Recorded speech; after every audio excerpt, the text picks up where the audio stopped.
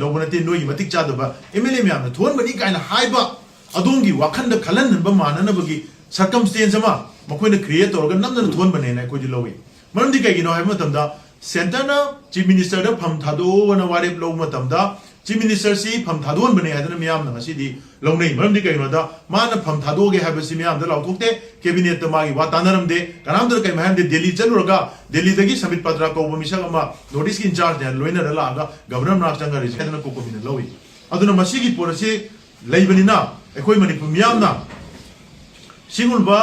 undemocratic ओइबा president rule की imposition से कोई मसी अनएक्सेप्टेबल मसी को एक्सेप्ट तौदे अदुगा हाइब पोरसे इंडिया की डेमोक्रेसी की फैब्रिक की अगेंस्ट चटपा पॉपुलर मेजॉरिटी मैंडेटेड लेजिस्लेचर्स इन लेना प्रेसिडेंट रूल इम्पोज तो वाइबसे मसी Marang koi hoki ban numit kharani asida Manipur gi oirakli ba maruina electoral politics ki yamna natai chada ba yamna undemocratic oi ba aduga yamna lebang macha ta da ba mongda laiba development sing asigi matang da kokomi ki makai degi miyam gi mot sinjaraga koi gi wafam sing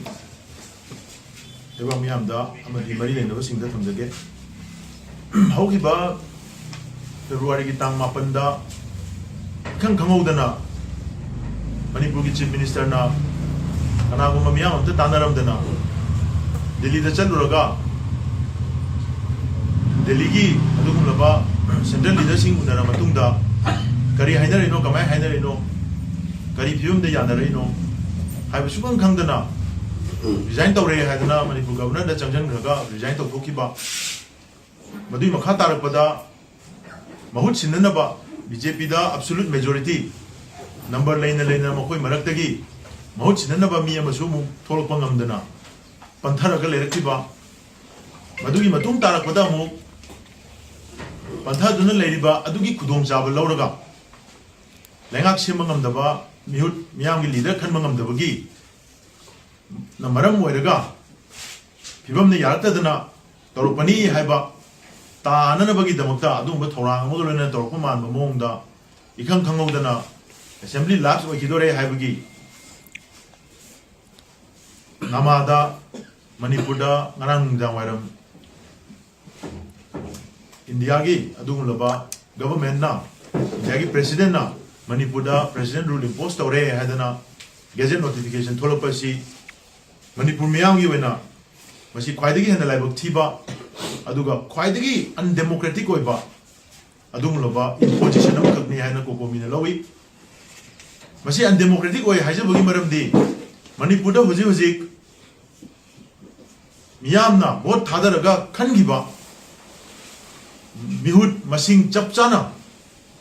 leibam thokpa adumloba lengak ama sarkar ama semnanabagi government am sem na bagi leifam thokpa masing du dagi thoido hendona masing leina sarkar sem ngamandana leigre haibagi namada president ru thamjalaki ba si miyam gi democratic right adubo namjan bani haidana kokomina lowi ana haiba masigi lorei ba decision se masi miyam da chapchana india government su manipur government manipur gi leiriba legislature singi maikai dagi su outgoing chief minister na su manipur gi hojik leiriba governor na su masigi chap chaba miyam da explanation ama thambidaba masigi reason pidaba masi leba si da thoiba tha pungma thoi hena chamcha leiba irang ase lotion na ba hona ba da mating pang na bani haiba wafam sunataba irang si lotion na bani haiba sunataba miyam no wari basi kong na bani haiba sunataba kari no khangdaba mongda tongninge haiba ta gum power pai gre haidana moina loning decision panglo da loksalak pa se masi aduki matik awang bu thakta condemn tawi aduga hairiba porase ekhoni yengjabadadi central government na india lengang na makhoi gi manipur da charang na halaga thamaga burma da moi gi tongan ba thabuk thon yokshan man ba manipur da moi gi proxy war ma chathai haiba miyam na launa ga leiba adum ba issue mayam se masi makhata na indhaba yanana bagi hairiba situation asi thola bani haidana koi miyam na lowi aduga thoiba thodok se decision di moina lobunate na koi leiba MLA sing na lingjen manadabadagi moina lengak semjaba ngamdabadagi constitution की मागी obligation मरम होएगा president PR से थमकपनी military rule से लापनी अनु मसी अकोई न लोगों ने तीन नोई मतिक चादबा MLA में आमने थोन बनी काइना हाइबा अदोंगी वाखंड खलन नंबर मानना बगी circumstance अमा मकोई न create होगा नंदन थोन बने ना कोई दिलोगे मरम दी कहीं नो है मतंदा center ना chief minister दा फम थादो वन वारे लोग मतंदा chief minister सी फम थादोन बने है तो मियाम ना सी दी लोग नहीं मरम दी कहीं नो दा मान फम थादो के है बस मियाम दा लाउट होते कैबिनेट तो मागी वातानरम दे कराम दर कहीं महन दे दिल्ली चलो रगा दिल्ली तकी समित पत्रा को वो मिशा कमा नोटिस की इंचार्ज ने लोइना रला आगा गवर्नर नाक चंगा रेजिग्नेशन बितो की बनी ना मसी दिल्ली तकी नंग फम थादो रो ना हायरगा थारक बने ने मियाम दा लोगे अदु तारी मोइना अदुमाइन तो ना फम थादो ननबगी डिसीजन से लोर को तारगदी खूरबा नुमित नोंगालगा असेंबली होगदोरिबा मसी कईगुम तो होद्रगना असेंबली से लैप्स होगिदना अखोगी तोंगानबा कॉन्स्टिट्यूशन क्राइसिस अमा थोगदोरिबा सिगुम सिचुएशन हम से लेना लेना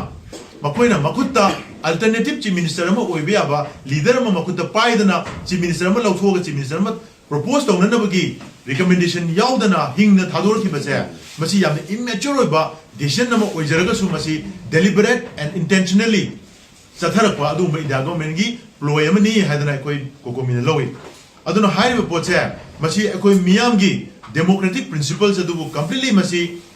बिट्रे तोबा अदुम मखली कोंथांग नि हादना कोई न मसी लोई हाइब पोर असिना मरम ओइरगा कोई मणिपुर थोइबा इशू असे हेन पिबम सोन ननबगी मरम ममा पुसलकद्रा हाइबसे कोई मसी मियाम न चिंगनै अदुगा तौरिबो पोर असे कोई येंजबा मतमदा कुकी सेपरेटिस्ट ग्रुप सिंगना चिन कुकी नार्को टेररिस्ट सिंगना हानदगी डिमांड तौरगा लापा चीफ मिनिस्टर बिरेन हमदगी लौथोगदबनी अदुगदी अखोई वारी साननब लबी खनब यानी तंपाक पुंबदा मणिपुर पुंबदा arm forces special force impose तौगदबनी अदु इतागदी अखोई वारी साननब थबक तौब यानी हाइदना मोइना हाना ngang वफम सिंगसे मसी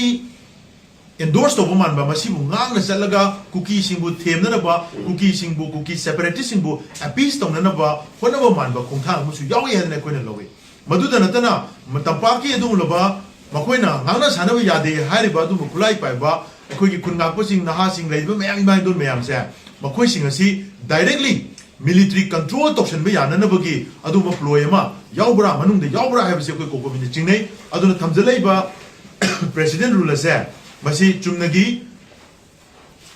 बीजेपी की एमएलए खतना स्वाइद चारांगनबगी नत्रगा मणिपुर की इरांग से लोचननबगी गुड इंटेंशन तौरपने हाइदना कोई कोकोमिने लोबंगमदे अदु मसीदी कोई बीजेपी की लीडरशिप मरुवेना सेंटर दे लेरिबा सिंगसिना मणिपुर की मियाम की राइट्स अमदि सिक्योरिटी सिबो मसीबो कोई की मैथक त ngौरगा थमननबगी अदु नबा थौसिल थौरांगला हाइदना कोकोमिने लोवी हेना लाइबो थिरिबदि कैनो अखोई मफम असिदा लेरिबा अखोई मियामना वोट थादरगा वोट काग्रेबा अखोई म्यूट सिंग असिना मरुवेना बीजेपी की लेजिस्लेचर ngasi मेजॉरिटी पूरगा लेरिबा कुंथ्रागा निथोय अमदि कुंथ्रा तरे जेडीयू की मर्ज तौगिबा कांगु जियारगा मोय कुंथ्रागा तरे दसे मसिना मखोई मसेनी भरतता मतिक चाबा मिहुद अमा खंगलगा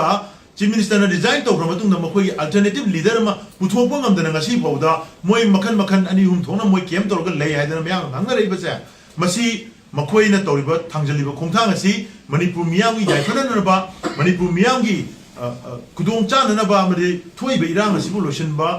द मतिंग पांगनबगी चंगनबा थबा मने हाइनादि मियामना लोबमद्रे मसी मोइगी मरनाय मखोइगी पावर हंगर अमनि मोइ पावर मुन्नबगी अखोइगी दुमलबा गेम ऑफ थ्रोन दु खतदा उरकांदा लेबाग मियामगी मणिपुर मियामगी दुमलबा अखोइगी कहीं है तारे पिबम जादन लेरिबसे मसिदगी कन्ननबगी मोइना लोबम थोपा अदुमलबा थोगांग सिंग अदु लौरक्तबगी अदुगा मरनाय खुदोंग चाबा लौनबो खकी चंगथंगिबो खोंथांग अमनि नंगसिदि मियामना उनरे अदुगा मोइना तौरिबा असिगी क्राइसिस सिचुएशन मोइ मसेनी मरते लेबल लीडरशिप की क्राइसिस सिचुएशन से मसिन मरम वरगा सेंट्रल लीडर सिंगदा मखोइना तौरि मरम मसिना मणिपुरदा आर्मी ने कंट्रोल तौबा मिलिट्री ने कंट्रोल तौबा याननबगी खुदोंग चाबा मोइना पिथोकने हादना कोकोमिना लौइ अदुना मसीगी पोरसे लेबनिना एखोई मणिपुर मियामना सिंगुलबा अनडेमोक्रेटिक ओइबा प्रेसिडेंट रूल की इम्पोजिशन से कोई मसी अनएक्सेप्टेबल मसी कोई एक्सेप्ट तौदे अदुगा हाइरिबा पोरसे इंडिया की डेमोक्रेसी की फैब्रिक की अगेंस्ट चटपा पॉपुलर मेजॉरिटी मैंडेटेड लेजिस्लेचर्स इन लेना प्रेसिडेंट रूल इम्पोज तौबा हाइबसे मसी against the democratic principle of the country नि अदुना हाइरिबा पोसी कोकोमिना ꯑꯊꯨꯕꯗ ꯃꯅꯤꯄꯨꯔ ꯃꯤꯌꯥꯝꯒꯤ ꯑꯣꯏꯔꯛꯏꯕ ꯐꯤꯕꯝꯁꯤꯡ ꯑꯁꯤ ꯌꯦꯡꯉꯀꯥꯟꯗ ꯑꯩꯈꯣꯏꯒꯤ ꯂꯦꯖꯤꯁꯂꯦꯇꯔꯁꯤꯡꯅ ꯆꯠꯊꯔꯤꯕ ꯊꯧꯑꯣꯡ ꯑꯁꯦ ꯃꯇꯝ ꯑꯀꯛꯅꯕ ꯃꯇꯝ ꯑꯃꯒꯤ ꯃꯅꯨꯡꯗ ꯃꯈꯣꯏ ꯃꯁꯦꯟꯒꯤ ꯃꯔꯛꯇ 이렉션 ꯇꯧꯕꯅꯤ ꯈꯪꯗꯦ ꯃꯣꯏ ꯃꯁꯦꯟ BJPꯒꯤ ꯑꯣꯐꯤꯁꯇ BJPꯒꯤ ꯄ꯭ꯔꯦꯁꯤꯗꯦꯟꯠꯅ ꯁꯦꯀ꯭ꯔꯦꯇꯔꯤꯅ RO ꯑꯃ ꯑꯦꯄꯣꯏꯟꯠ ꯇꯧꯔꯒ ꯃꯣꯏ ꯃꯁꯦꯟꯒꯤ ꯑꯣꯏꯕ ꯑꯣꯔꯒꯅꯥꯏꯖꯦꯁꯟꯒꯤ ꯃꯅꯨꯡꯗ 이렉션 ꯑꯃ ꯇꯧꯔꯒ ꯆꯤꯐ ꯃꯤꯅꯤꯁꯇꯔ ꯑꯣꯏꯅꯤꯡꯉꯤꯕ ꯃꯤꯁꯤꯡꯗꯨ ꯄ꯭ꯔꯥꯏꯑꯣꯔꯤꯇꯤꯗ 1 2 3 4 ꯁꯦꯜ ꯅꯝꯕꯔ ꯁꯦꯝꯃꯒ ꯃꯥꯅ ꯄꯥꯝꯕ ꯃꯣꯏ 63 ꯑꯄꯥꯝꯕ ꯃꯤꯗꯨꯗ ꯄ꯭ꯔꯥꯏꯑꯣꯔꯤꯇꯤ ꯄꯤꯔꯒ ꯚꯣꯠ ꯄꯤꯔꯒ ꯇꯞꯅ ꯁꯣꯔꯠ ꯂꯤꯁ ꯇꯧꯔꯀꯥꯟꯗ ꯈ꯭ꯋꯥꯏꯗꯒꯤ ꯃꯤꯌꯥꯝꯅ ꯚꯣꯠ ꯈ꯭ꯋꯥꯏꯗꯒꯤ ꯌꯥꯝꯅ ꯄꯤꯕꯁꯤ ꯃꯥꯅ ꯑꯣꯏꯔꯦ ꯑꯗꯨꯅ ꯃꯥꯅ ꯑꯣꯏꯍꯜꯂꯁꯤꯗꯅ ꯁꯗꯟꯂꯤ ꯑꯗꯨꯝ ꯆꯤꯐ ꯃꯤꯅꯤꯁꯇꯔꯁꯤ ꯈꯟꯕ ꯌꯥꯕ ꯀꯩꯁꯨ ꯂꯩꯇꯕ ꯄꯣꯠ ꯑꯃꯈꯛꯅꯦꯕ ꯃꯁꯤ ꯇꯧꯗꯅ ꯃꯣꯏꯅ ꯆꯔꯥꯡꯅꯔꯒ ꯃꯇꯝ ꯃꯥꯡꯍꯜꯂꯒ ꯂꯩꯔꯤꯁꯤꯗꯗꯤ ꯁꯦꯟꯇꯔꯅ ꯈꯨꯠ ꯊꯤꯡꯖꯤꯟꯕ ꯌꯥꯅꯕ ꯃꯣꯏꯁꯤ ꯁꯦꯟꯇꯔꯅ ꯍꯥꯏꯕ ꯑꯟꯗꯔꯁꯇꯦꯟꯗꯤꯡ ꯑꯃꯒꯤ ꯃꯈꯥꯗ ꯇꯧꯔꯛꯏꯔ ꯍꯥꯏꯕꯁꯤ ꯃꯤꯌꯥꯝꯅ ꯌꯥꯝ ꯀꯟꯅ ꯆꯤꯡꯅꯩ ꯑꯗꯨꯅ ꯍꯥꯏꯔꯤꯕ ꯄꯣꯠ ꯑꯁꯤꯅ ꯃꯈꯥ ꯇꯥꯅ ꯁꯨꯃꯥꯏꯅ ꯁꯨꯝ ꯇꯧ ꯇꯥꯔꯒꯗꯤ ꯃꯅꯤꯄꯨꯔꯒꯤ ꯃꯤꯌꯥꯝꯅ ꯃꯈꯣꯏꯁꯤꯡ ꯑꯁꯤ ꯄꯣꯂꯤꯇꯤꯀꯦꯜꯂꯤ ꯑꯗꯨꯒꯨꯝꯂꯕ irresponsible ꯑꯣꯏꯕ ꯑꯃꯗꯤ ꯃꯅꯤꯄꯨꯔ ꯃꯤꯌꯥꯝꯒꯤ ꯃꯦꯟꯗꯦꯠ ꯃꯅꯤꯄꯨꯔ ꯃꯤꯌꯥꯝꯅ ꯄꯤꯈꯤꯕ ꯚꯣꯠ ꯑꯗꯨꯕꯨ ꯕꯤꯇ꯭ꯔꯦ ꯇꯧꯕ ꯈꯣꯡꯊꯥꯡ ꯑꯃ ꯊꯥꯡꯖꯤꯜꯂꯛꯄꯅꯤ ꯍꯥꯏꯗꯅ ꯑꯩꯈꯣꯏꯅ ꯍꯥꯏꯔꯤꯕ ꯃꯅꯤꯄꯨꯔꯒꯤ ꯂꯦꯖꯤꯁꯂꯦꯆꯔꯁꯤꯡ ꯑꯁꯤꯒꯤ ꯃꯊꯛꯇ ꯁꯣꯏꯗꯅ ꯂꯧꯒꯅꯤ ꯑꯗꯨꯅ ꯃꯁꯤ ꯊꯣꯛꯇꯅꯕ ꯑꯀꯛꯅꯕ ꯃꯇꯝꯒꯤ ꯃꯅꯨꯡꯗ ꯑꯊꯨꯕꯗ ꯂꯩꯉꯥꯛ ꯑꯃ ꯁꯦꯝꯃꯒ ꯄ꯭ꯔꯦꯁꯤꯗꯦꯟꯠ ꯔꯨꯜꯁꯤ ꯂꯧꯊꯣꯛꯅꯅꯕ ꯊꯕꯛ ꯄꯥꯏꯈꯠꯀꯗꯕꯅꯤ ꯍꯥꯏꯕꯁꯤ ꯀꯣꯀꯣꯃꯤꯅ ꯂꯩꯕꯥꯛ ꯃꯤꯌꯥꯝꯗ ꯈꯪꯖꯔꯤ ꯃꯣꯏ ꯃꯇꯝ ꯄꯤꯕꯗ ꯅꯠꯇ꯭ꯔꯣ